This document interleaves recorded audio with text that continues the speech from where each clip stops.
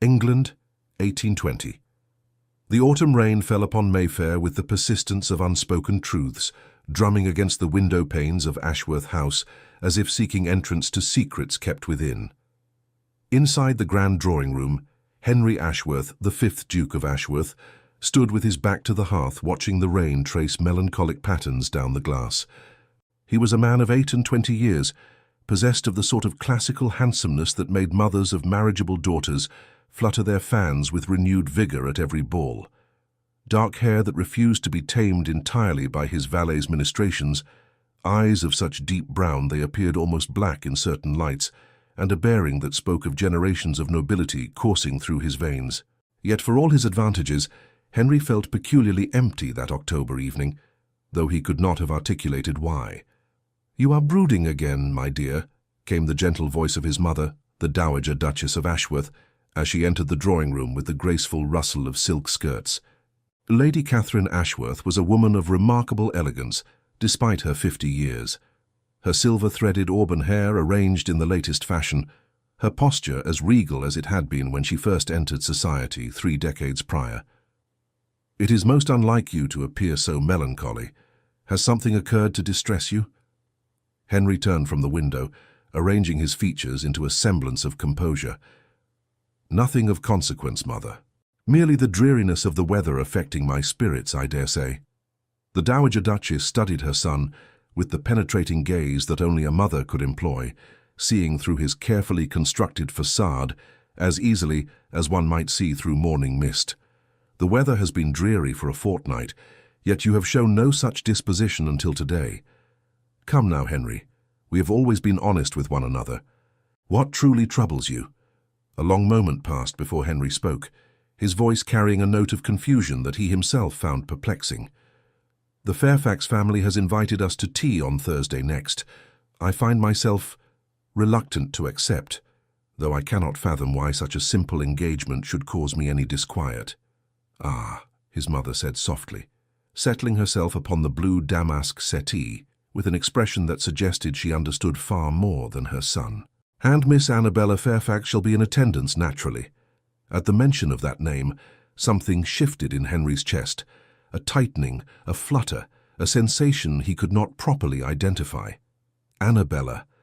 Miss Annabella Fairfax, the daughter of his father's dearest friend, the girl who had run through the corridors of Ashworth Manor during countless summer visits, who had scraped her knees climbing trees alongside him when they were children, who had grown into a young woman of 21, with eyes the colour of spring lavender, and a laugh that seemed to make the very air shimmer with joy. "Of course she shall be present," Henry replied, his tone carefully neutral, "though I fail to see what bearing that has upon the matter. Annabella she is practically my sister, mother. You know this as well as I. Our families have been connected since before either of us drew breath." The Dowager Duchess's lips curved into the faintest suggestion of a smile, though she had the wisdom to hide it behind her teacup as she took a delicate sip. "Indeed. Practically your sister. How very fraternal your concern." Henry frowned, sensing mockery where he could identify none in his mother's words. "You speak in riddles this evening, madam. If you have some point to make, I should prefer you make it plainly." "I merely observe, my dear, that for someone who views Miss Fairfax with such purely fraternal regard, you appear remarkably unsettled by the prospect of taking tea in her company." Lady Catherine set down her cup with precise care. "But perhaps I am mistaken. Perhaps it is merely the weather, as you say." Before Henry could formulate a response, the drawing-room door opened once more to admit Pemberton, the Ashworth butler, who had served the family for more than 30 years with impeccable discretion. "Your Grace," he intoned with his customary solemnity, "a message has arrived from Lord Fairfax. It is marked as urgent." Henry felt that strange tightening in his chest intensify as he crossed the room to accept the sealed letter. His hands, usually so steady whether holding reins or signing documents of state, trembled almost imperceptibly as he broke the wax seal bearing the Fairfax crest. His eyes scanned the contents once, then again, as if he could not quite believe what he read. The colour drained from his face with such rapidity that his mother rose from her seat in alarm. "Henry," What is it? Has something happened to the Fairfax family?" "Not happened," Henry said slowly, his voice hollow. "Or rather, something is about to happen. Lord Fairfax writes to inform us, to inform me that Miss Annabella has received an offer of marriage from Lord Edmund Hartwell, the Earl of Thornbury." He looked up from the letter, his dark eyes wide with what might have been shock or something far more complicated. "And she has accepted him. Thank you for staying with us until the end of this emotional journey. If this story touched your heart, we invite you to subscribe, like, comment, and share our channel. Your support inspires us to keep creating more stories of love, redemption, and breathtaking twists. Help us reach our first 1,000 subscribers, and together we'll continue sharing tales that warm the heart. At the end of this video, you'll see a suggestion for another of our historical stories. Click and let yourself be enchanted by another unforgettable tale. The words seemed to echo in the sudden silence of the drawing room. Outside, the rain intensified, lashing against the windows with renewed fury. Lady Catherine sank back onto the settee, her hand pressed to her throat in a gesture of surprise that was entirely unfeigned. "Lord Hartwell, but he is nearly 40, is he not? And I understood his temperament to be rather severe, most unlike our dear Annabella's gentle disposition." "He is a man of considerable fortune and impeccable lineage," Henry said mechanically, repeating the very words Lord Fairfax had written.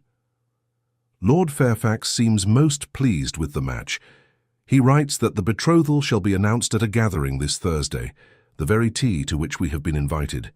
It seems the invitation was not merely for tea, but to celebrate this joyous occasion." The bitterness in his final words was unmistakable, and it startled him as much as it did his mother. Henry stared at the letter in his hands as if it were written in a foreign tongue, as if the familiar loops and curves of Lord Fairfax's handwriting had suddenly become incomprehensible. Annabella, married. To Lord Hartwell, a man known throughout London for his cold demeanour and exacting standards, a man who had buried his first wife under mysterious circumstances that society whispered about but never openly discussed.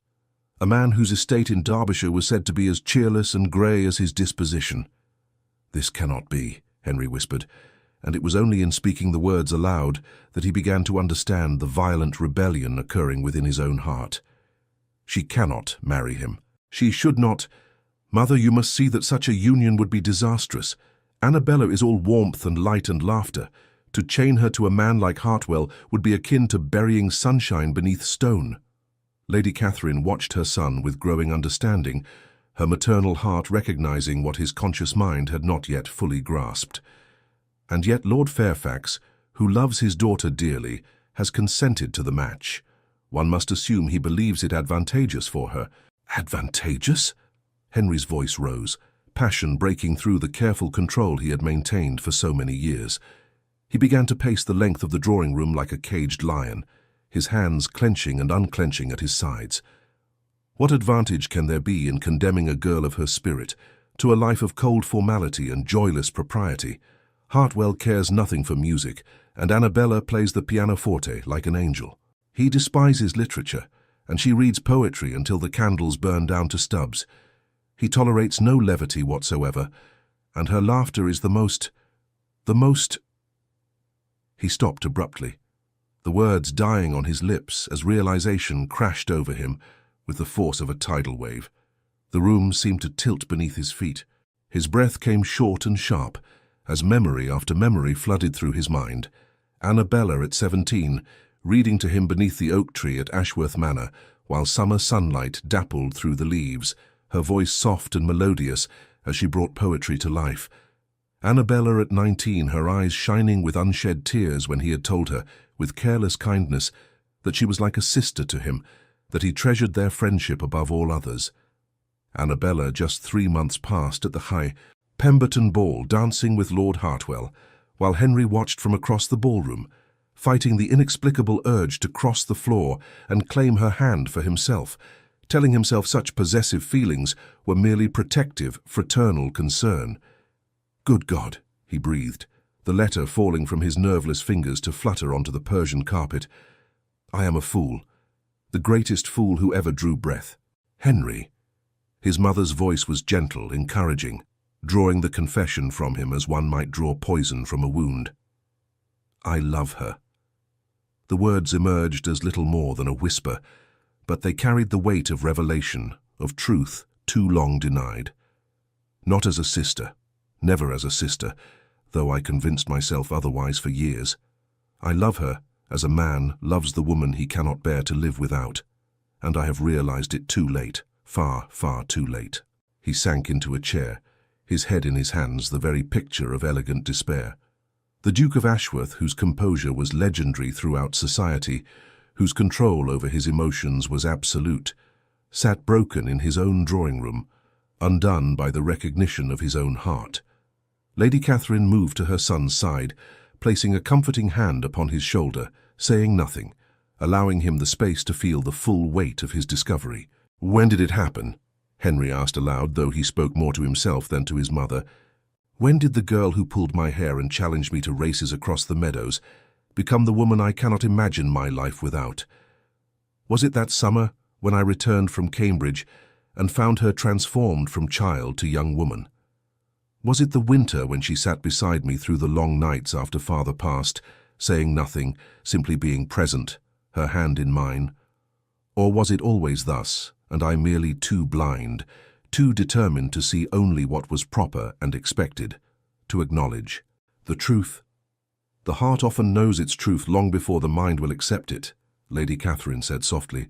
"You have always been so controlled, my dear, so determined to do what was correct and expected of your station. Perhaps you could not permit yourself to see Miss Fairfax as anything but a childhood companion, because to acknowledge more would have required action, commitment, a declaration that would have altered both your lives irrevocably. And now another man has shown the courage I lacked." The self-recrimination in Henry's voice was bitter as wormwood. Hartwell saw her worth and claimed her, while I contented myself with pretending I felt nothing more than cousinly affection. "What manner of coward am I?" "You are no coward," his mother replied firmly. "You are a man who has just discovered his own heart. But I will not lie to you, Henry. The situation is indeed complicated. Miss Fairfax has accepted Lord Hartwell's proposal. To interfere now, to declare yourself after she has given her word, would be to risk her reputation and honor. Society would not look kindly upon such actions. Then what am I to do?" Henry looked up at his mother, his eyes filled with anguish. "Am I simply to attend this cursed tea party on Thursday, to smile and offer my congratulations, while my heart tears itself to pieces? Am I to stand witness to her engagement, knowing that every day thereafter brings her closer to a marriage that will surely extinguish the very qualities that make her who she is? How can I do nothing when every fibre of my being cries out against this union?" The Dowager Duchess was silent for a long moment, her intelligent eyes thoughtful. When she spoke, her words were measured, careful. "You cannot simply do nothing, that much is certain, but neither can you act rashly. Miss Fairfax's reputation must be protected above all else. Any hint of impropriety, any suggestion that you and she have been meeting in secret, or carrying on a correspondence unknown to her family, would ruin her in society's eyes. Lord Fairfax would never forgive such a transgression, and Miss Fairfax herself would be compromised beyond repair." "Then there is no hope." Henry's voice was flat, defeated. "I did not say that." A spark of something, calculation perhaps, or determination, lit Lady Catherine's eyes. "I said you cannot act rashly, but there may be a way to make your feelings known to Miss Fairfax, to give her the choice she deserves, without compromising her honor or violating the rules of propriety that govern our world." Henry sat forward, hope flickering to life in his chest. "Tell me." His mother rose and moved to her writing desk, her movements deliberate and thoughtful. "The rules of society prevent a gentleman from calling upon an unmarried lady in private, from corresponding with her directly, from declaring his feelings without the explicit permission of her father. But there are ways, discreet ways, for communication to occur between two people when circumstances demand it. Ways that have existed for as long as there have been lovers kept apart by the strictures of propriety. You speak of clandestine meetings, secret assignations." Henry shook his head. "Mother, I could not ask Annabella to risk—" "I speak of letters," Lady Catherine interrupted smoothly. Letters that express what cannot be spoken aloud. Letters that you would write and that I would deliver. Henry stared at his mother in astonishment. You would act as a go-between. Mother, if such a scheme were discovered, your own reputation would suffer. My reputation is unassailable after 30 years as the Duchess of Ashworth, and more so now as the Dowager Duchess, she replied with a dismissive wave of her hand. More importantly, who would suspect an old woman of facilitating a secret correspondence? I have been friends with Lady Fairfax since we were girls together. It is the most natural thing in the world for me to call upon her, to take tea with her and her daughter. No one would think twice if I happened to press a letter into Miss Fairfax's hand during such a visit, or if she were to entrust me with a reply. We would be two mothers gossiping over china cups, nothing more. The audacity of the plan was breathtaking. Henry felt a surge of something he had not experienced since learning of Annabella's engagement. Hope, fierce and bright and terrifying in its intensity. But what could I possibly write that would make a difference? She has accepted Hartwell. Her father has consented. The betrothal is to be announced. Even if she were to learn of my feelings, what good would it do? She is bound by honor to proceed with the engagement. Is she? Lady Catherine's tone was pointed. A betrothal is not a marriage, Henry. Until the vows are spoken in church, either party may withdraw if they have cause to do so. Yes, it would create scandal. Yes, there would be talk. But if Miss Fairfax were to realize that her affections lay elsewhere, if she were to understand that the man she believed saw her only as a sister, in fact loved her with all his heart, might she not find the courage to speak with her father, to explain that she had made a mistake in accepting Lord Hartwell? You believe she may harbor feelings for me? The question emerged tentatively, as if Henry feared the answer. I believe, his mother said carefully, that I have eyes, my dear. I have watched Miss Fairfax in your company for many years. I have seen how her gaze follows you when she thinks no one observes, how her smiles are brightest when directed toward you, how she once excused herself from a ball in tears after overhearing you tell Lord Pemberton that you considered her a sister and nothing more. A woman does not weep over a man she regards with mere friendly affection. The memory struck Henry with physical force. That night at the Pemberton ball 2 years past, he had been speaking with his friend, laughing about the machinations of matchmaking mamas, when Lord Pemberton had remarked that Henry should simply marry Miss Fairfax and be done with the parade of hopeful debutantes. Henry had responded with practiced ease, declaring that Annabella was like a sister to him, that he could no more consider her romantically than he could his own blood relations. He remembered seeing a flash of blue silk disappearing around a corner, remembered thinking absently that someone must have been standing just beyond the doorway, but he had given it no further thought. Until now. Oh God. The words emerged as a groan. I said that where she could hear. I wounded her with my own thoughtless words, which makes it all the more imperative that she understand the truth now, Lady Catherine said firmly. But you must move quickly, Henry. The betrothal is to be announced on Thursday. That gives us less than a week to act. If Miss Fairfax is to break her engagement, it must be done before the public announcement. After that, the scandal would be too great, the damage to her reputation too severe. Henry stood abruptly, energy and purpose flooding through him where moments before there had been only despair. Then I must write to her at once. Tonight, I shall pour out everything I feel, everything I have been too blind to acknowledge until this moment. Not so hasty, his mother cautioned. Remember, you cannot simply declare yourself and demand she break her engagement. You must give her truth, yes, but also reassurance, understanding, and above all you must make clear that you will respect whatever decision she makes. Miss Fairfax must feel that she has a genuine choice, not that she is being pressured to exchange one obligation for another. The wisdom in his mother's words cooled the fever of Henry's desperation. He nodded slowly, understanding the delicate balance required. This was not some grand romantic gesture where he could simply sweep Annabella into his arms and declare his devotion. This was a matter of the heart, yes, but also of reputation, family honor, and social consequence. Every word he wrote would need to be carefully considered, honest yet respectful, passionate yet mindful of her dignity and agency. "I shall need your guidance," he admitted. "I have never written such a letter before. I scarce know where to begin." Lady Catherine smiled, the expression both sad and encouraging. "Begin with truth, my dear. That is always the best place to start. Tell her what you have come to understand about your own feelings. Apologize for the hurt you have caused with your blindness. But most importantly, assure her that whatever she decides, you will honor her choice and wish only for her happiness." As the rain continued its melancholy percussion against the windows, Henry moved to his study, his mother's words echoing in his mind. He sat at his father's old desk, his desk now, though he still thought of it as belonging to the late Duke, and drew forth a sheet of fine writing paper. His hand hovered over the surface for a long moment before he dipped his pen in ink and began to write. "My dearest Annabella, I scarce know how to begin this letter, save to say that I am writing to you in a manner most irregular, and I must beg your understanding and discretion. My mother, the Dowager Duchess, has agreed to act as intermediary for this correspondence, a fact which speaks to both her affection for you and her belief that certain truths must be spoken even when propriety might suggest otherwise. I have learned today of your engagement to Lord Hartwell.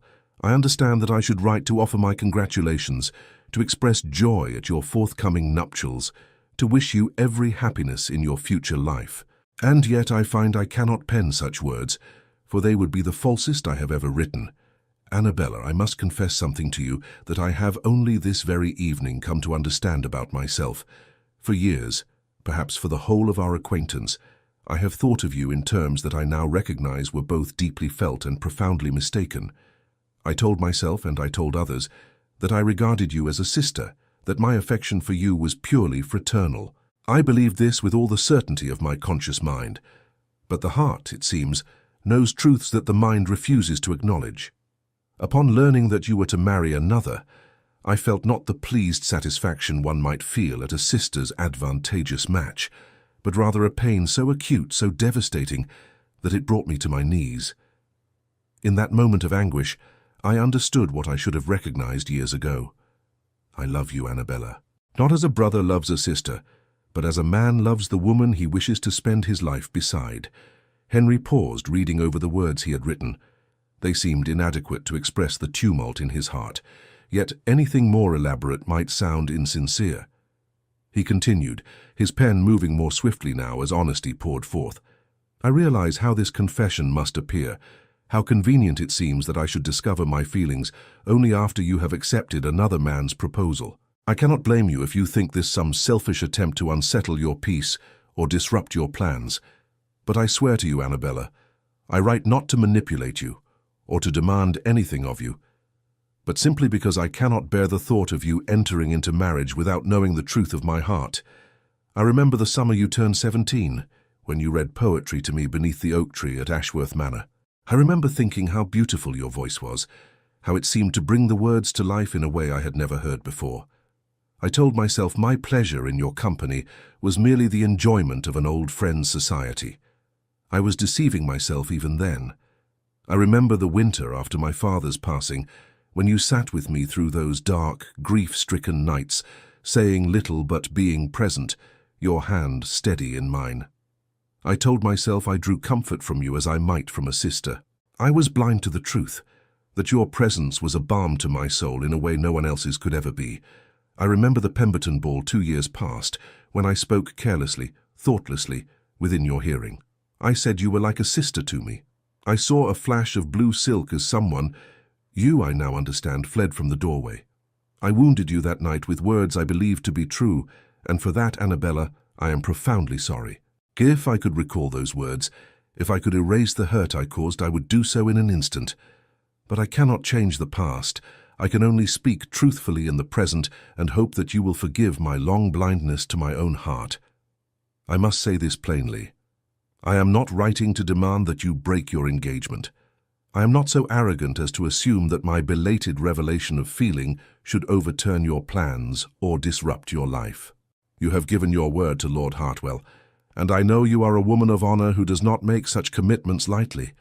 If you love him, if you believe that marriage to him will bring you happiness, Then I will respect that decision absolutely. I will attend your wedding with a smile, though it breaks my heart, and I will wish you every joy that life can offer. But if there is any part of you that doubts this match, if you accepted Lord Hartwell's proposal for reasons of duty or family expectation rather than genuine affection, if the thought of spending your life with him fills you with anything less than joy, then I beg you to consider carefully before you proceed. A betrothal is not yet a marriage. You're not yet bound by vows spoken before God. If your heart tells you that this engagement was a mistake, you have the right to acknowledge that truth and act upon it, regardless of what society might say. And if you were to find upon reflection that your affections might lie in another direction, might lie perhaps toward a fool who took far too long to recognize what was before him all along, then I would count myself the most blessed of men to have the opportunity to court you properly, to demonstrate through word and deed that my love is true and lasting, to earn the privilege of calling you my wife. But this must be your choice, Annabella, entirely and completely your choice. Whatever you decide, I will honor it. If you wish me never to speak of this again, if you wish to proceed with your marriage to Lord Hartwell, I will trouble you no further. But if you have questions, if you wish to express your own thoughts or feelings on this matter, my mother will continue to serve as our intermediary, and anything you wish to say to me will be held in strictest confidence. I shall be present at the tea on Thursday, as your father's letter invited my family to attend. I shall conduct myself with all the propriety the occasion demands, but know that whatever face I present to society, my heart is wholly and irrevocably yours. With deepest affection and respect, Henry. He read the letter through twice, making small corrections, then folded it with careful precision and sealed it with wax bearing his signet ring. His hands trembled slightly as he carried it back to the drawing room, where his mother waited with remarkable patience. "It is done," he said simply, placing the letter in her hands. "My fate, our fate, now rests in her reply." Lady Catherine took the letter with reverence, as if she understood the weight of hope and fear it contained. "I shall call upon Lady Fairfax tomorrow afternoon. It is not unusual for me to pay her a visit, and I shall ensure that this reaches Miss Fairfax's hands with complete discretion. And if she wishes to reply?" Henry's voice was rough with emotion. "Then I shall retrieve her response and bring it to you with all speed." His mother's expression softened. "Try to rest tonight, my dear. I know it seems impossible, but you have done all you can for the moment. The rest is in Miss Fairfax's hands, and perhaps in the hands of Providence." Rest, of course, proved impossible.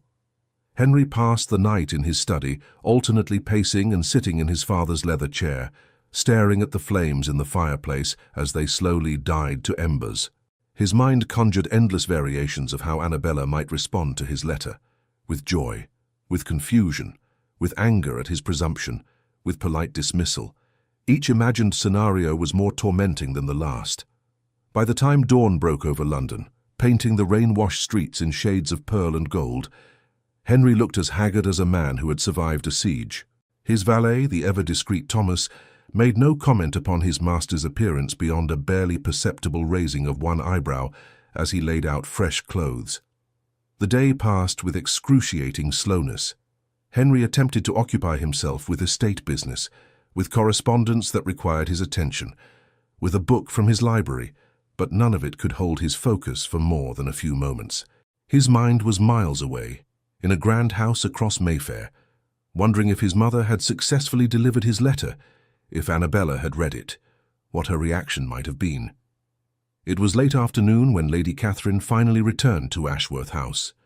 Henry, who had been watching from the window of his study like a sentry on duty, nearly knocked over his desk chair in his haste to meet her in the entrance hall. "Well?" he demanded, propriety abandoned in the face of desperate need. "Did you see her? Were you able to give her the letter?" His mother handed her cloak and gloves to a waiting footman with maddening composure before turning to her son. "Let us speak in private," she said, and led the way to the drawing-room with Henry following so closely he nearly trod on her skirts. Once the door was closed behind them, Lady Catherine's formal bearing softened slightly. "I saw her, Henry," I was able to deliver your letter directly into her hands during a moment when Lady Fairfax had stepped away to see about some refreshments. Miss Fairfax's reaction was illuminating. "Tell me everything," Henry urged. "Every detail." She went quite pale when I handed her the letter and explained what it contained. Her hands shook as she took it from me, not from fear, I think, but from strong emotion. She asked me if what I said was true, if you truly had feelings for her beyond friendship. I confirmed that you did, that you had only just come to understand your own heart. And Henry could barely breathe. And she asked for time to read and consider your words. She promised to send a reply through me, but she needed time to think. That was when Lady Fairfax returned, and we spoke of nothing more consequential than the upcoming season for the remainder of my visit. Lady Catherine paused, studying her son's face. "But Henry, there was something else." When I rose to take my leave, Miss Fairfax accompanied me to the door. As I departed, she pressed something into my hand. "This." She drew from her reticule a small folded piece of paper. Henry's heart hammered against his ribs as he took it, his name written across the front in a hand he would have recognized anywhere. Delicate, graceful, unmistakably Annabella's. His fingers fumbled with the folds. Inside he found only a few lines, hastily written as if she had penned them in the brief moments before accompanying his mother to the door. "Henry, your letter has turned my understanding of everything upon its head. I must have time to think, to feel, to understand what my heart is telling me. But know this, you were never a brother to me. Never. I shall write more when I can do so, without the risk of my hand shaking so violently I cannot form the words. A. It was not a declaration of love. It was not a promise to break her engagement, but it was hope, real, tangible, heart-stopping hope. Henry read the brief message 3 times, each reading revealing some new nuance he had missed before. You were never a brother to me. Those words echoed in his mind, beautiful and terrifying in their implication. She needs time, Henry said aloud, as much to himself as to his mother. I can give her that. I must give her that. Indeed you must, Lady Catherine agreed. But time is the one commodity in short supply. The betrothal announcement is in 3 days. If Miss Fairfax is to act, she must do so swiftly. The following day brought no further communication. Henry passed the hours in a state of suspended animation, unable to focus on anything beyond the possibility of another message from Annabella. His mother called again upon Lady Fairfax, but returned empty-handed, explaining that Miss Fairfax had been indisposed and kept to her rooms for the day. Indisposed? Henry repeated sharply. Is she unwell? Lady Fairfax mentioned a headache, nothing more serious, his mother assured him. But I suspect Miss Fairfax is grappling with difficult emotions and simply needs solitude to work through them. Be patient, my dear. Patience had never been more challenging. That evening, as Henry sat in his study making a poor pretense of reviewing accounts, a soft knock came at the door.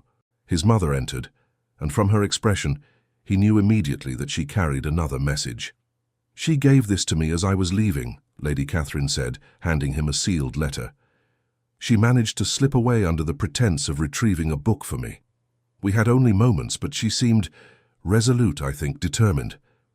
Henry broke the seal with shaking hands and unfolded what proved to be several pages covered in Annabella's flowing script. He moved closer to the lamp and began to read. Dearest Henry, I have read your letter no fewer than 20 times since your mother placed it in my hands. I have cried over it, raged at it, and held it to my heart as if the paper itself might convey some comfort. And now I must attempt to compose a reply, though my thoughts are so tangled that I scarce know where one feeling ends and another begins. First, you must know that your confession has not surprised me as much as you might think. Or rather, the fact that you have feelings for me is not what surprises. What shocks me to my core is that you have admitted them. For years, Henry, I have carried a secret love for you that I believed would never be returned. I have watched you at balls and gatherings, have treasured every moment of conversation between us, have kept each memory like a precious gem hidden away where no one might see and mock me for my foolish devotion. When you told Lord Pemberton that I was like a sister to you, I felt as if my heart had been torn from my chest. I wept for 3 days, telling my mother I had caught a chill. In truth, I was grieving for a love I thought could never be acknowledged, let alone returned. I decided that night that I must make every effort to regard you as you regarded me, as a friend, nothing more. I tried, Henry. I truly tried to extinguish what I felt. But the heart, as you so rightly observed in your letter, knows truths the mind cannot alter. I continued to love you despite my best efforts to do otherwise. Every time I saw you, my resolution crumbled. Every conversation between us left me both joyful and devastated.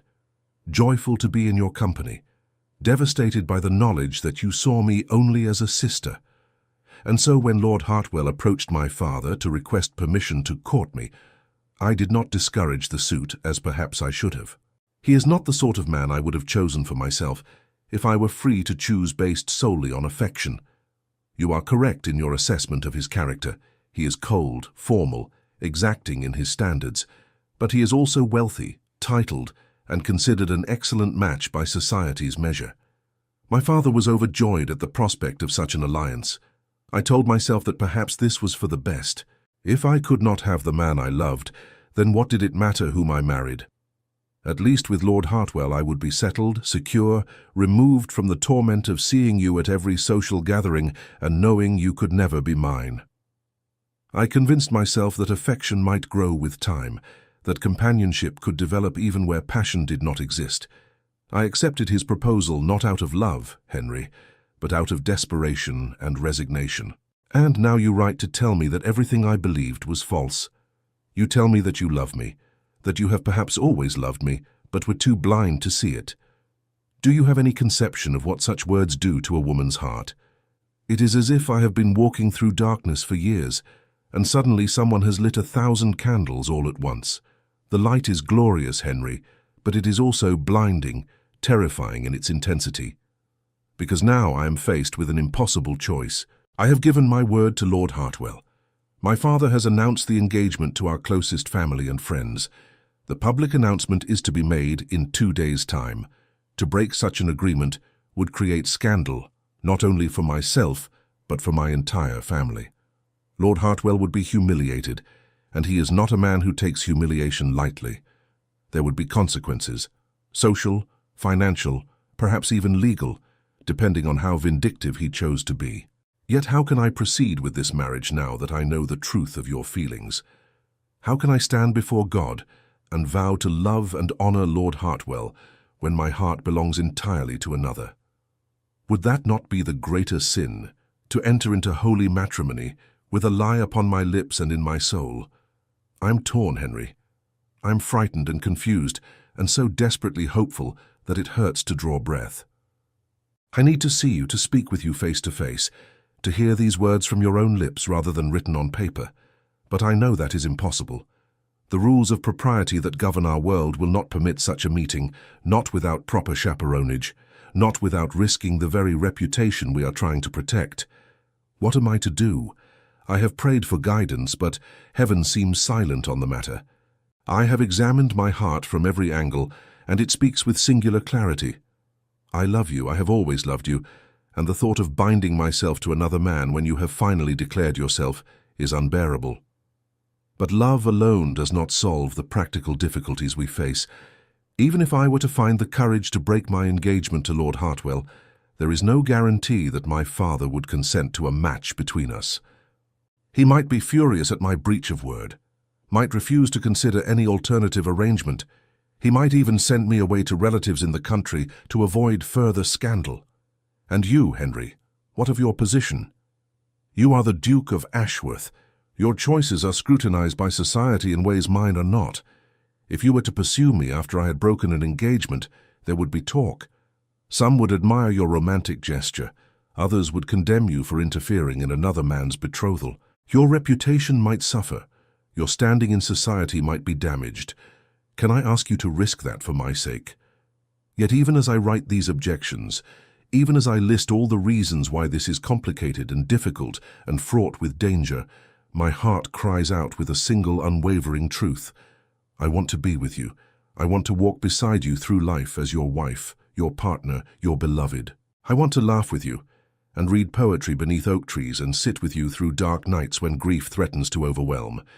I want everything that marriage could offer between two people who truly love one another, not the hollow, joyless union I would have with Lord Hartwell.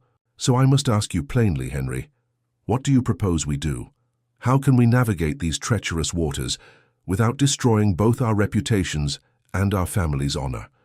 You write that you will respect whatever decision I make, but I confess I am paralyzed by indecision.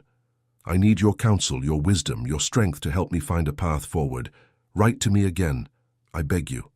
Tell me what you think we should do. Tell me if you truly believe there is hope for us, or if this confession has come too late, when the wheels of fate have already been set in motion and cannot be stopped. I await your reply with all the desperate hope and fear my heart can contain. Yours, always and irrevocably.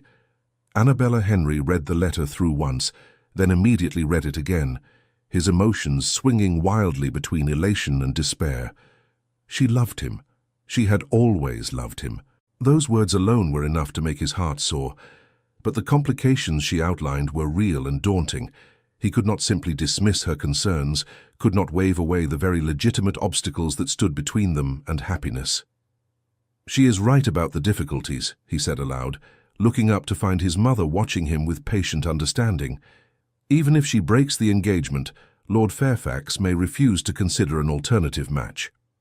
He may view my involvement as interference and manipulation. And Hartwell, I have no doubt he would seek some form of retribution if he were publicly humiliated in this manner. All of that is true, Lady Catherine acknowledged. But are those obstacles insurmountable, or are they merely challenges that require careful navigation? You tell me, Mother. You have far more experience in the intricacies of society than I. Henry set down the letter and began to pace, his mind working through possibilities. How does one convince a father to allow his daughter to break one engagement in favor of another without causing irreparable scandal? His mother was quiet for a long moment, her fingers tapping thoughtfully against the arm of her chair. The key, she said finally, lies in ensuring that breaking the engagement appears to be Lord Hartwell's idea, or at least a mutual decision reached by both parties.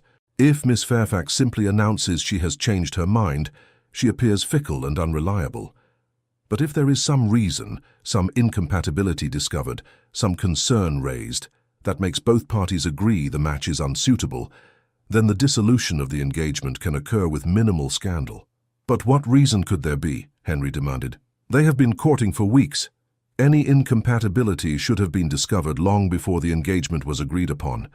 So unless, Lady Catherine said slowly, certain information came to light only after the engagement was settled. Information that, while not damning enough to completely ruin Lord Hartwell's reputation, would nonetheless give any reasonable father pause about entrusting his daughter to such a man. Henry stopped pacing and stared at his mother. What manner of information? I have lived in London society for 30 years, my dear.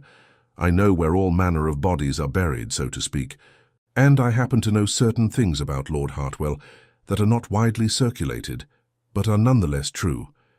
For instance, I know that his first wife did not die of natural causes, as he claimed, but rather from injuries sustained in a fall down the stairs of his estate. The local magistrate investigated, but found no evidence of foul play. However, the servants of that household told a different story.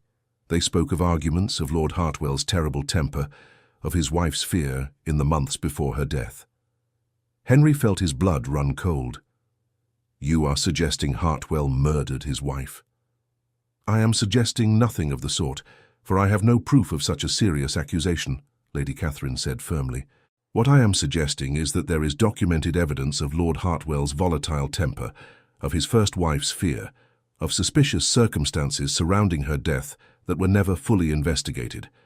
Such information, brought to Lord Fairfax's attention by a concerned friend, might give him cause to reconsider the wisdom of this match. But surely Lord Fairfax would have investigated Hartwell's background before consenting to the engagement. Men see what they wish to see, particularly when the alliance is advantageous. Lord Hartwell's wealth and title blinded Lord Fairfax to concerns that should have been addressed, but if those concerns were presented by someone whose judgment he trusts, by me, for instance, he might be persuaded to look more carefully at the man to whom he is entrusting his beloved daughter's future. Henry could see the elegance of the plan, but he hesitated. "Mother, if we spread such information about Hartwell, even if it is true, we risk making a powerful enemy. He could retaliate against our family." "Let him try," Lady Catherine said with surprising steel in her voice. "The Ashworth name has stood firm for generations. I do not fear the Earl of Thornbury, particularly not when I am acting to protect a young woman from a potentially dangerous marriage. Besides, I would not be spreading rumors or gossip. I would be sharing documented concerns with a father who has the right to know the full character of his future son-in-law. And if Lord Fairfax does reconsider the engagement based on this information, if he allows Annabella to break her betrothal to Hartwell, what then? He may not immediately consent to a match between Annabella and myself. He may wish to wait, to ensure there is no appearance of impropriety, to let the scandal die down before considering any new arrangements." "Then you court her properly," his mother replied, "openly, with her father's permission, following all the rules of proper conduct. You demonstrate to Lord Fairfax and to society that your intentions are honourable, that this is not some sordid affair, but a genuine attachment between two people who have known each other all their lives. You prove yourself worthy of her. It was not a perfect plan, there were still risks, still potential complications, but it offered hope, real, tangible hope, that had not existed before." Henry moved to his writing desk and drew out fresh paper, his purpose renewed, his determination absolute. "My dearest Annabella, your letter has given me both the greatest joy and the deepest concern. Joy because you have confirmed what I scarcely dared hope, that your feelings mirror my own, that this love which has awakened in me is returned by you. Concern because I see clearly now the difficult position in which my belated recognition has placed you, but I want you to know that you are not alone in facing these difficulties. We shall navigate them together, and I believe there is a path forward that will preserve your honor, protect your reputation, and still allow us the possibility of a future together. My mother has information regarding Lord Hartwell's character and history that she believes your father should be made aware of before the betrothal is publicly announced. This is not gossip or malicious rumor, but documented concerns about his treatment of his first wife and the circumstances surrounding her untimely death. Lady Catherine intends to call upon your father tomorrow and share these concerns with him in strictest confidence, as one old friend to another, as someone who has your best interests at heart. If, upon learning this information, your father decides to reconsider the engagement, that decision will appear to be his own, based on legitimate concerns about Lord Hartwell's character. It will not appear that you have simply changed your mind, or that I have interfered in your betrothal. Any scandal will be minimized, and you will be free to break the engagement with your reputation intact. Of course, this assumes your father will be persuaded by my mother's information. He may dismiss her concerns. He may decide to proceed with the match despite any reservations. In that case, Annabella, I must be honest with you. I do not know what we shall do. I cannot ask you to defy your father, to elope with me in secret and risk complete estrangement from your family. Such an action would cause you pain that I could never forgive myself for inflicting. But I can promise you this. Whatever happens, whatever your father decides, whatever circumstances force upon us, my love for you will not waver. If you must marry Lord Hartwell, I will remove myself from London, from England if necessary, so that my presence does not make your life more difficult. If you are free to break the engagement, but your father wishes you to wait before considering any new attachment, I will wait as long as necessary. If we are permitted to court openly, I will prove myself worthy of you with every breath I draw. You ask me if there is hope for us. Yes, my darling, there is hope. Perhaps not the certainty we might wish for, perhaps not the clear and easy path we might prefer, but hope nonetheless, and sometimes hope is enough to build upon. The tea party is tomorrow, that cursed gathering where your engagement to Hartwell was to be announced. If my mother's conversation with your father goes as we hope, perhaps that announcement will not occur. Perhaps instead we shall all gather for tea and polite conversation, and beneath the surface We shall know that fate has granted us a reprieve, a chance to begin again. I shall be there tomorrow, Annabella. I shall conduct myself with perfect propriety, as I promised. But know that my eyes will seek yours across the room, and in that glance I hope you will read everything my heart longs to say, but cannot yet speak aloud. Be brave, my love.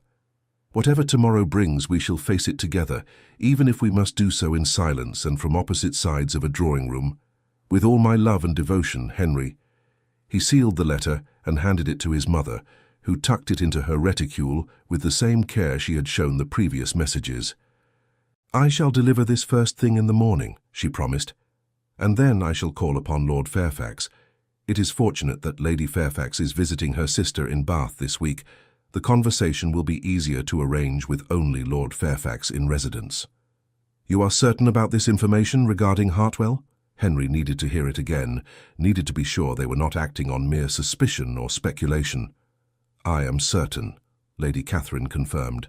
I have friends among the servants of Thornbury Hall. The stories they tell are consistent and troubling. Whether Lord Hartwell was directly responsible for his wife's death or merely created an environment of fear that led to it, he is not a man to whom I would entrust the safety and happiness of Miss Fairfax. That night Henry slept better than he had in days, sustained by hope and purpose.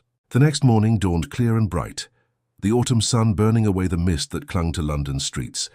He dressed with particular care, choosing a coat of deep blue that Annabella had once complimented, having his valet arrange his cravat in the complicated folds that fashion demanded. Lady Catherine departed Ashworth House mid-morning, armed with her information and her determination. Henry waited in an agony of suspense, unable to focus on anything. Every minute seemed to stretch into an hour. He found himself standing at the window of his study, watching the street below, as if he might somehow divine the outcome of his mother's visit through sheer force of will. It was past noon when Lady Catherine finally returned. Henry met her at the door, his heart in his throat. "Well?" he demanded, abandoning all pretense of calm. His mother's expression was unreadable as she handed her gloves to the waiting footman. "Walk with me in the garden," she said quietly. "The servants need not hear all of our business." The late October air was crisp as they stepped into the formal gardens behind Ashworth House. Lady Catherine waited until they were well away from the house before she spoke. "Lord Fairfax was receptive to my concerns. More than receptive, in fact. It seems he had harboured some private reservations about Lord Hartwell, but had dismissed them in light of the advantageous match. My information gave him permission, so to speak, to acknowledge those reservations more openly. And?" Henry could barely breathe. "And he has decided to speak with Miss Fairfax this very afternoon. He intends to give her the choice. She may proceed with the engagement to Lord Hartwell if she wishes, now fully informed of his character, or she may break the engagement with his full support and blessing. He will handle Lord Hartwell personally, will make it clear that the dissolution is due to concerns about Hartwell's treatment of his first wife, and will ensure that Miss Fairfax's reputation remains untarnished." Relief flooded through Henry with such force that he had to steady himself against a nearby stone bench. "She will have the choice. That is all I could hope for." "There is more," Lady Catherine continued.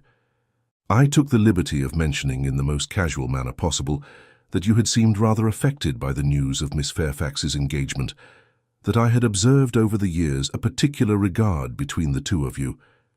Lord Fairfax is not a foolish man, Henry. He understood my meaning. He asked me directly if you had formed an attachment to his daughter." Henry's heart stopped. "What did you tell him?" "I told him the truth, that you had only recently come to understand your own feelings, that you had not acted upon them while she was engaged to another, but that if circumstances were different, you would wish very much to court Miss Fairfax with his permission and blessing." He was quiet for a long while after that. "Mother, you overstepped," Henry said, though he could not manage to sound truly angry. "You had no right to speak for me without my knowledge." "Perhaps," she conceded with a small smile, "but I am an old woman and I took advantage of that license. Do you wish to know what Lord Fairfax said?"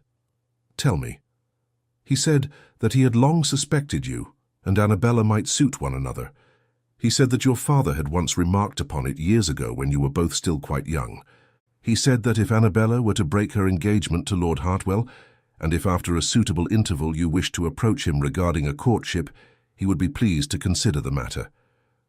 The world seemed to tilt beneath Henry's feet. Pleased to consider it? That is practically consent, is it not? It is as close to consent as a father can give before his daughter has actually broken her current engagement, Lady Catherine replied.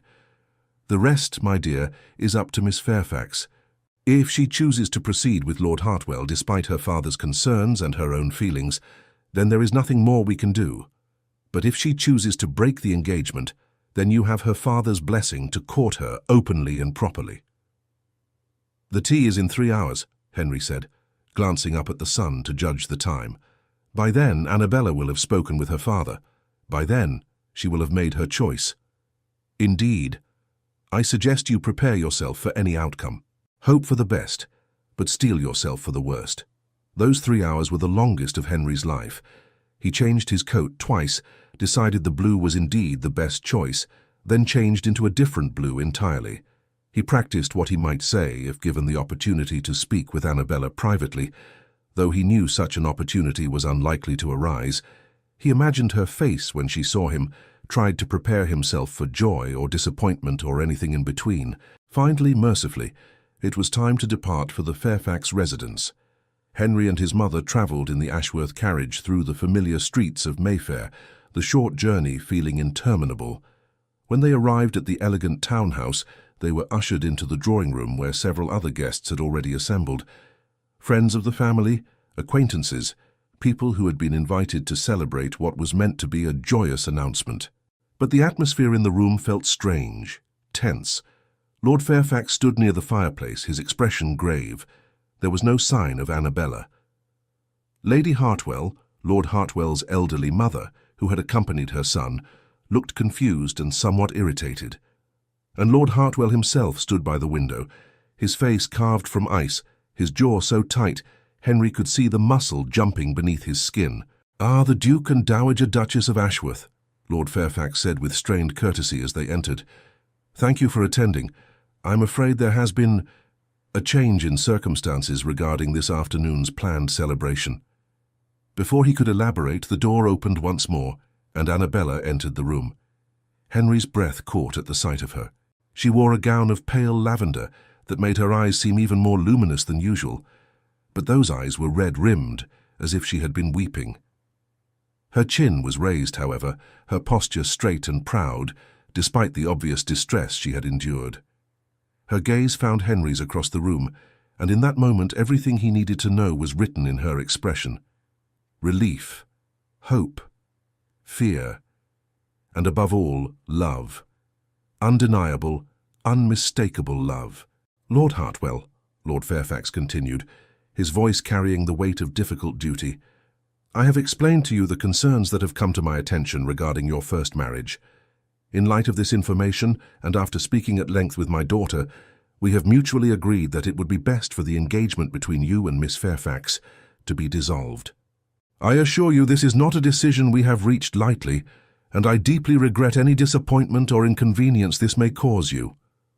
The silence that followed this pronouncement was absolute. Lord Hartwell's face went from ice to fire, a flush of rage spreading across his features. "You would break our agreement based on servants' gossip and idle speculation about events that occurred years ago, events that were fully investigated by the proper authorities and found to be tragic accidents." "I would break our agreement," Lord Fairfax replied with quiet dignity, "based on concerns for my daughter's safety and happiness. The information brought to my attention suggests that your household was not a happy one, that your first wife lived in fear, and that regardless of the official conclusion regarding her death, there are questions that remain unanswered. I cannot, in good conscience, proceed with this engagement. And I suppose," Lord Hartwell said, his voice dripping with venom as his eyes swept the room and landed on Henry, "this sudden discovery of conscience has nothing whatsoever to do with the fact that the Duke of Ashworth is present. How very convenient that Lord Fairfax's old friend should bring such concerns to his attention mere days before the betrothal announcement. How very convenient indeed." "Lord Hartwell, you overstep," Lord Fairfax warned. "The Duke had nothing to do with this decision, did he not?" Hartwell took a step toward Henry, his hands clenched into fists at his sides. "Tell me, Your Grace, did you have a hand in this? Did you persuade Lord Fairfax to break his word to me? Did you fill his head with lies and suspicions about my character in order to clear the path for yourself?" Every eye in the room turned to Henry. He felt the weight of their gazes, felt the precariousness of the moment. One wrong word, one ill-considered response, and he could make everything worse. He forced himself to remain calm, to meet Hartwell's furious stare with steady composure. "Lord Hartwell," he said quietly, "I had no conversation with Lord Fairfax prior to today. I did not spread lies or suspicions about your character. What information Lord Fairfax received came from sources other than myself, and any decision he has made regarding his daughter's future is his own." "And yet you benefit from this decision, do you not?" Hartwell pressed. "The engagement is broken and now you are free to pursue Miss Fairfax yourself. A remarkable coincidence." "That is enough, Lord Hartwell." Annabella spoke for the first time, her voice shaking slightly but clear and firm. "The Duke of Ashworth has behaved with perfect propriety throughout this entire affair. You will not impugn his honor in my father's house." Hartwell turned his cold gaze upon her, and something in his expression made Henry's blood run cold. There was cruelty there, a capacity for vindictiveness that made him profoundly grateful Annabella would not be binding herself to this man. "You will regret this, Miss Fairfax. Breaking an engagement is no small matter. Society will talk. Your reputation will suffer. And when the Duke tires of you, as men of his station inevitably tire of their passing fancies, you will find yourself damaged goods, unmarriageable, pitied by those who once envied you." "I said that is enough." Lord Fairfax's voice cracked like a whip. "You will leave my house immediately, sir. You will speak no further to my daughter, and I suggest you take great care in how you conduct yourself going forward, lest I decide to make public the full details of why this engagement has been dissolved. I have been courteous enough to cite general concerns about incompatibility. I can just as easily cite specific concerns about your treatment of your late wife. The choice is yours." For a moment, Henry thought Hartwell might actually strike Lord Fairfax. The man's whole body vibrated with barely contained rage. But then, with visible effort, he regained control of himself. "This is not over," he said softly, dangerously. "You have made a powerful enemy today, Lord Fairfax. You as well, Your Grace. I do not forget insults, and I do not forgive betrayal." He turned on his heel and stalked from the room, his elderly mother hurrying after him with muttered apologies and obvious embarrassment. The other guests began to file out as well, recognizing that the afternoon's entertainment, such as it was, had concluded. Within minutes, only the Fairfax family and the Ashworths remained. Lord Fairfax seemed to age 10 years in the space of moments. He sank into a chair, his hand over his eyes. "That was even more unpleasant than I had anticipated." "Father, I am sorry," Annabella began, moving to his side. "I never meant to bring difficulty upon our family." "Hush, child." He reached up to pat her hand. "You have nothing to apologize for. I should have investigated Hartwell more thoroughly before consenting to the match. I allowed my judgment to be clouded by considerations of wealth and title, and I nearly made a grievous error. You were right to question the engagement, and I was right to support your decision to break it. But Lord Hartwell's threats are the bluster of an angry man who has been thwarted. He will not act on them. He has too much to lose if I decide to speak openly about the circumstances of his first wife's death." Lord Fairfax looked up at his daughter, his expression softening. "You are free now, Annabella, free to make your own choice about your future, without coercion or pressure. Whatever you decide, I will support you." It was Lady Catherine who spoke next, her tone gentle. "Perhaps, Lord Fairfax, it would be appropriate for you to allow the young people a few moments of private conversation. Properly chaperoned, of course. I shall remain in the room, as will you if you wish, but perhaps we might retreat to that corner by the window and afford them the illusion of privacy. I believe they have matters to discuss." Lord Fairfax studied the Dowager Duchess for a long moment, then nodded slowly. "Very well. But the door remains open, and you and I shall be present throughout. I will not have any further damage done to my daughter's reputation." "Of course," Lady Catherine agreed. She rose and took Lord Fairfax's arm. guiding him to the far corner of the large drawing room, near the windows that overlooked the garden. They stood with their backs turned, offering Henry and Annabella a measure of privacy, while still maintaining the propriety the situation demanded. Henry moved toward Annabella, his heart hammering so hard he was certain she must be able to hear it. Up close he could see the traces of tears on her cheeks, the exhaustion in her eyes, but also the relief and joy that lit her features from within. She was the most beautiful thing he had ever seen. "Annabella," he said softly, "are you truly all right? That scene with Hartwell was unpleasant but necessary," she interrupted. "And I am well, Henry, better than well. For the first time in months, I feel as if I can breathe freely. Your father said you were free to make your own choice about your future." Henry struggled to keep his voice low, mindful of their chaperones across the room. "Have you given any thought to what that choice might be?" A smile curved her lips, tentative, nervous, but genuine. "I have thought of little else since I received your first letter. I have thought about what my life would be like if I had proceeded with the marriage to Lord Hartwell, imagining long years of cold formality and joyless duty. And I have thought about what my life might be like if I were brave enough to reach for what my heart truly desires." "And what does your heart desire?" The question emerged as barely more than a whisper. "You," she replied simply. "It has always been you, Henry. From the time I was old enough to understand what love meant, it has been you. When you said I was like a sister to you, I thought my heart would never recover. But now, knowing that you have come to understand your own feelings, knowing that what I felt was not unrequited after all, it is almost too much joy to contain." Henry took her hand, a daring gesture even with chaperones present, but he could not resist the need to touch her, to make some physical connection that affirmed the emotional bond between them. Her fingers curled around his, warm and strong and sure. "Then may I have your father's permission to court you properly?" he asked. "Not in secret, not through clandestine letters delivered by my mother, but openly, as a gentleman courts the lady he hopes to make his wife. May I call upon you here? May I escort you to social gatherings? May I demonstrate to you and to all of society that my intentions are honorable and my affection is true?" "I believe my father has already indicated he would welcome such attentions," Annabella replied, her smile widening. "But perhaps you should ask him directly. He is, after all, just across the room." Henry glanced toward Lord Fairfax, who was still ostensibly staring out the window, but whose posture suggested he was listening to every word. Taking a deep breath, Henry raised his voice slightly. "Lord Fairfax, sir, might I have permission to formally court your daughter?" Lord Fairfax turned from the window, his expression stern but his eyes warm. "You may, Your Grace, with the understanding that any engagement between you and Annabella must wait a suitable interval to allow the scandal of the broken betrothal to fade. I will not have society saying that my daughter leapt from one man's arms to another's with indecent haste." "I understand completely, sir.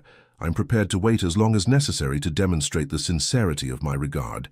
Then you have my blessing. Court my daughter properly, Your Grace. Prove yourself worthy of her. And perhaps by spring, if all goes well, we might discuss a more permanent arrangement. By spring, 6 months away."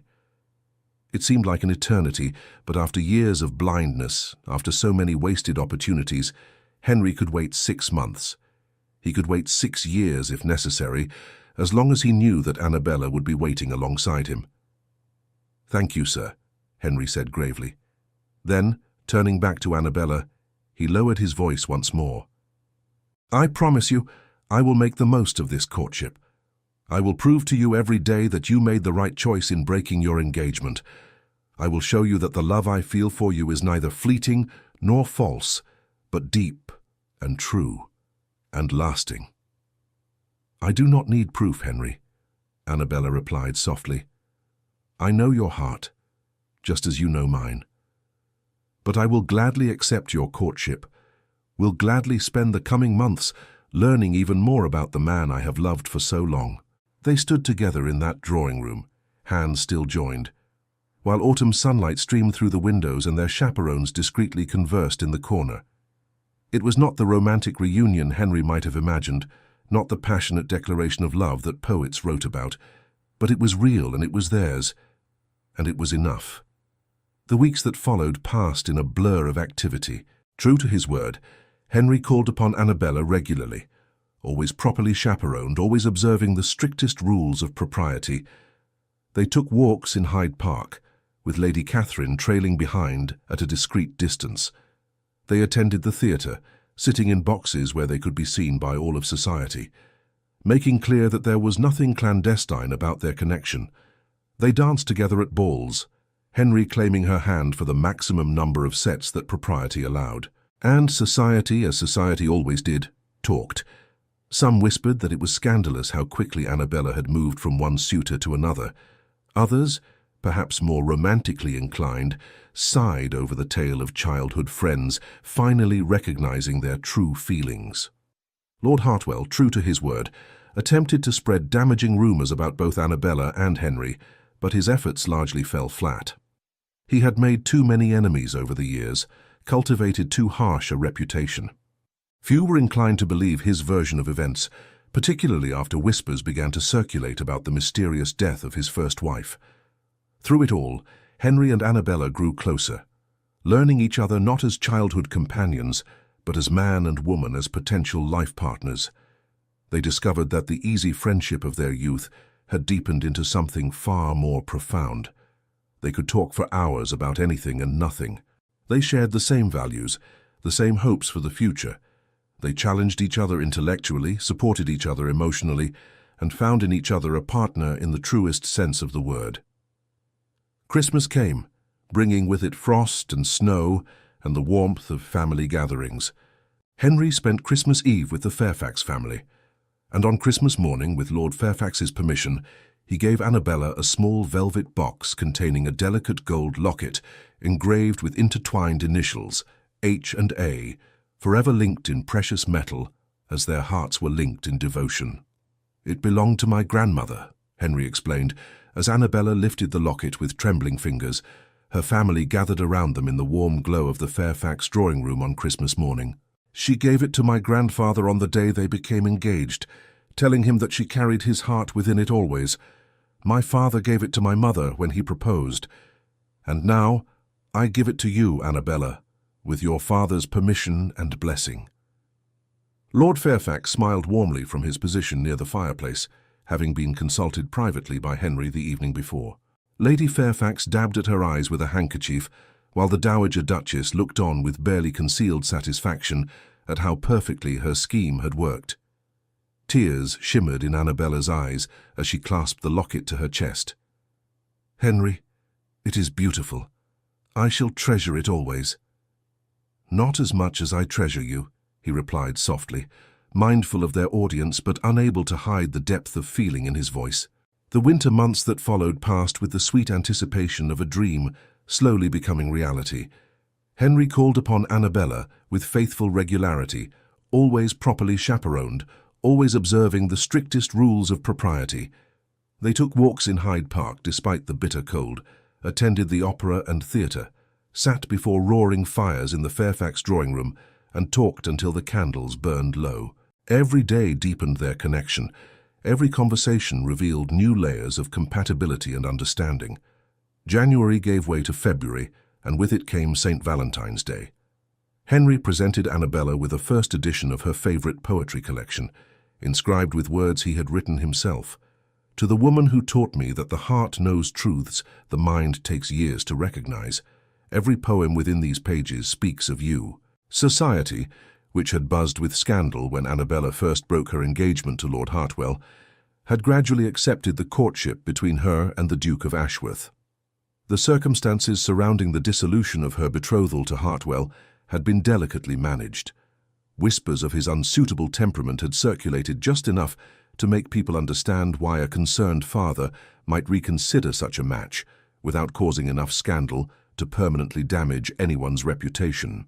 Lord Hartwell himself had retreated to his estate in Derbyshire, nursing his wounded pride and making dark mutterings about betrayal that no one took particularly seriously. And then came March, with its unpredictable weather. Storms one day, brilliant sunshine the next, as if nature herself could not decide between winter and spring. The scandal had faded sufficiently, the proper interval had been observed, and Henry could wait no longer. On a mercurial day when rain and sun battled for dominance in the sky, Henry called upon Lord Fairfax in his study, his heart thundering in his chest despite his outward composure. "Your Grace," Lord Fairfax greeted him warmly, gesturing to a chair. "To what do I owe this pleasure? Annabella is in the music room if you are hoping to see her." "Actually, sir, it is you I wished to speak with." Henry remained standing, his hands clasped behind his back. Sufficient time has passed since the dissolution of Annabella's previous engagement. The scandal has largely faded. Society has accepted our courtship, and I can wait no longer to ask what my heart has been screaming for months. Lord Fairfax's expression softened with understanding. "You wish to ask for my daughter's hand in marriage?" "With every fibre of my being, sir. I love Annabella with a depth I did not know was possible. She is my dearest friend, my intellectual equal, the source of my greatest joy. I promise you, on my honour as the Duke of Ashworth, that I will spend every day of my life ensuring her happiness, protecting her, cherishing her, as she deserves to be cherished." Lord Fairfax was quiet for a long moment, studying Henry with the penetrating gaze of a father who loved his daughter beyond measure. Then, slowly, a smile spread across his face. "I have known you since you were a boy, Henry. I watched you grow into a man of honour and integrity. I knew your father, and I know he would be proud of the Duke you have become. There is no man in all of England to whom I would rather entrust my daughter's future happiness. You have my blessing to marry Annabella, assuming, of course, that she accepts your proposal." Relief and joy flooded through Henry. "Thank you, sir. Thank you for your blessing, for your trust. Go to her, Henry. She is waiting in the music room. I believe you will find her alone. Her mother and I thought you might appreciate a moment of privacy for what you wish to ask." Henry strode from the study toward the music room, where he could hear the faint strains of a pianoforte melody. He pushed the door open quietly. Annabella sat at the pianoforte, her fingers dancing across the keys with effortless grace. She wore a gown of soft rose silk, and around her throat gleamed the gold locket he had given her at Christmas. She stopped playing and turned, her face lighting up with the smile that never failed to make his heart skip. "Henry, I did not hear you arrive. Father said you wished to speak with him." "I did." He closed the door behind him and crossed to where she sat. "May I join you?" "Of course." She shifted on the piano bench, and he sat beside her, taking her hands in his. "Annabella, I have just come from your father's study, where I asked him for permission to pose a question to you." Her breath caught, her lavender eyes widening. "Henry, I know I have not always been wise where you are concerned. I wasted years not recognizing what was before me. But I see you now, Annabella. I see you so clearly that I wonder how I ever saw anything else." Tears began to slip down her cheeks, but she was smiling radiantly. "You see me. You have always seen me, Henry." He slid from the piano bench and knelt before her on the music room floor. From his coat pocket, he withdrew a small velvet box and opened it to reveal a ring of breathtaking beauty.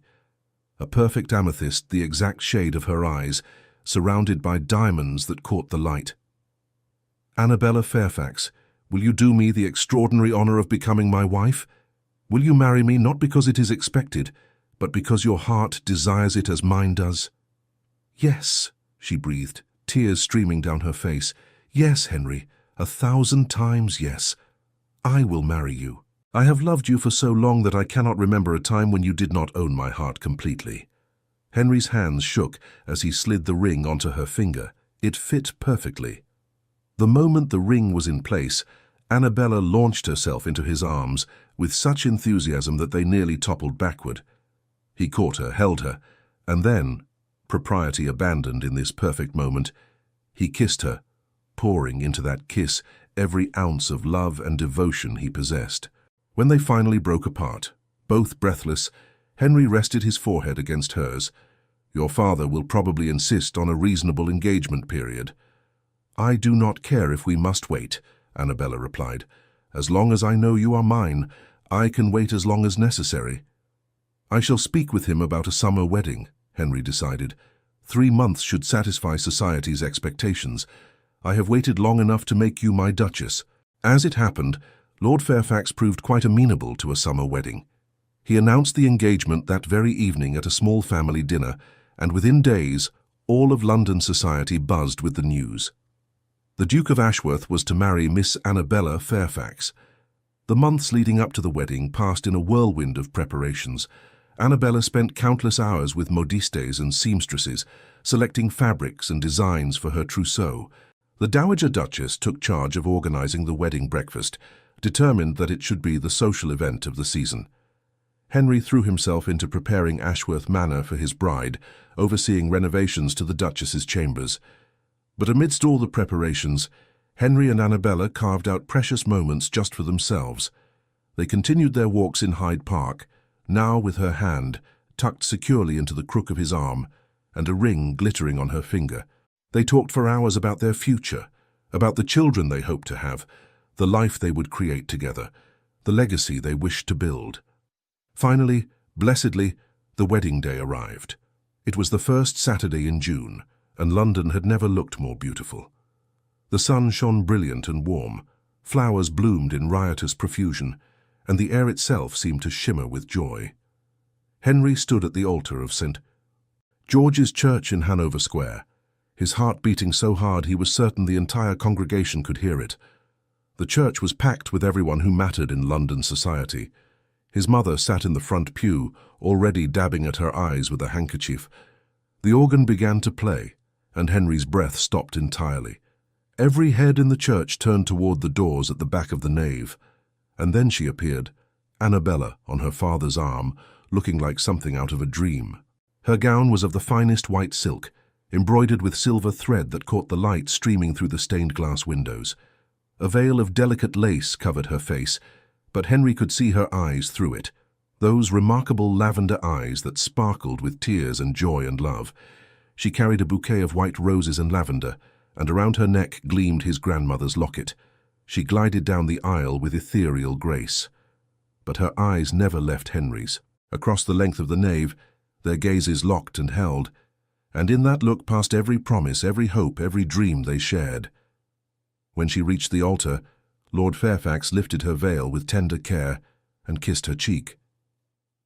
"Be happy, my darling girl," he whispered. Then he placed her hand in Henry's and stepped back. The ceremony passed in a blur of sacred words and solemn vows. Henry spoke his promises clearly, his voice strong despite the emotion threatening to overwhelm him. Annabella's voice trembled slightly, but her words were no less firm. When the vicar pronounced them husband and wife, when Henry was finally given permission to kiss his bride, he did so with reverence and passion. The congregation erupted in applause. The organ swelled with triumphant music as Henry and Annabella, now the Duke and Duchess of Ashworth, walked back down the aisle together, married, united, forever bound by love and law and sacred promise. The wedding breakfast at Ashworth House was elegant and joyous, filled with toasts and laughter and heartfelt speeches. Lord Fairfax spoke of watching his daughter grow into an extraordinary woman. Lady Catherine told embarrassing stories about Henry's youth that made Annabella laugh until she cried. Friends offered congratulations and predictions of long life and great happiness. But Henry barely tasted the elaborate meal. He was too consumed with awareness of Annabella beside him, his wife, his Duchess. Every time she turned to smile at him, every time her hand brushed against his, the reality of it struck him anew. She was his. As evening approached, Henry and Annabella slipped away to the privacy of the ducal chambers. They would leave for Ashworth Manor in the morning to begin their honeymoon, but tonight they would remain in London. Annabella moved to the window, looking out over the gardens bathed in golden light. Henry came up behind her, wrapping his arms around her waist.